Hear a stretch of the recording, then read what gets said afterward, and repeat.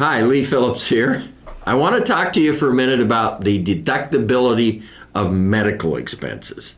And this is something that I have a little bit of experience in, having taken care of my wife for 5 years before she died of ALS.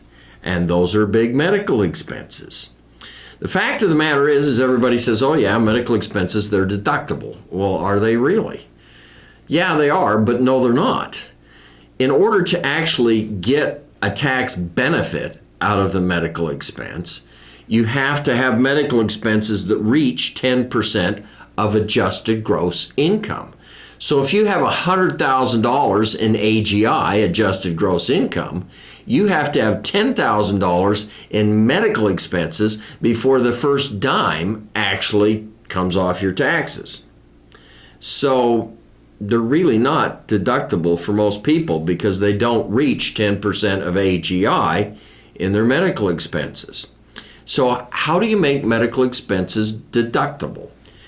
You're going to have some sort of a plan. And you can get a plan, it's an HSA, a health savings account, through your insurance carrier.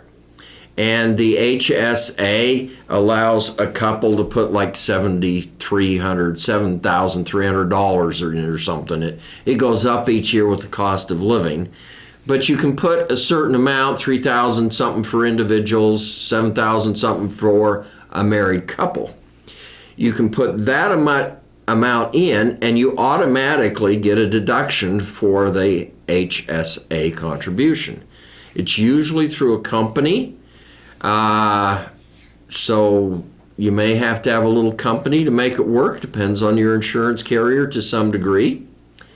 And that way you put your $7,000 in. It's a deduction, not subject to the 10% of adjusted gross income. And then you can get a full deduction for it. Basically, at that point, you've actually made your medical expenses tax-free. Because, or at least that much of them tax-free, because you get a full deduction for them. When you make the expense, then it comes off automatically. So they're deductible in that respect.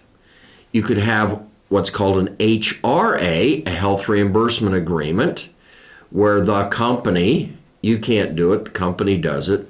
The company sets up the plan, they put money into the plan, and you get reimbursed for the cost of your medical expenses. It's an HRA, health reimbursement. You incur the cost, and then the company plan reimburses you. They just write a check. The company gets a deduction for putting the money in, and when the money comes to you to reimburse you, it comes to you. It's not reported, it's not 1099, it's not K1, nothing. It's just money in your pocket. So that's really the making medical expenses pre-tax, tax-free. So you're paying with a dollar that you haven't been taxed on at all. And that's a pretty cool deal. If you're a small company, you can have a 105 plan. You can have a bunch of different types of plans. Most all of these plans are under ERISA, the Employee Retirement Income Security Act, which means the IRS has blessed them. They're qualified plans.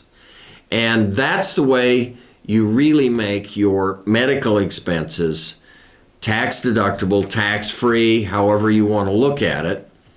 And depending upon which plan, it's a little different. But you need the plan to make it work. Otherwise, you're up against the 10% of adjusted gross income, and you basically don't get anything, because unless your spouse has ALS or some big disease, then you're not going to meet 10% of adjusted gross income in order to actually get the tax benefit, the tax deduction. Lee Phillips talking about the deductibility of medical expenses, or how to deduct medical expenses. Now, don't forget to subscribe, okay? Because we put out new YouTube videos every week or so, and we cover a whole bunch of topics, all the way from deductibility of medical expenses, to how to write a trust, to how to operate your LLC, to how to create your LLC, how to buy real estate, all sorts of stuff that we talk about, mostly with a medical, or rather a legal aspect to it. So, Lee Phillips, yeah, I'm a lawyer, and I've had a lot of experience in these things. I've been practicing for 40 years. Maybe I'll get good enough someday that I don't actually have to practice.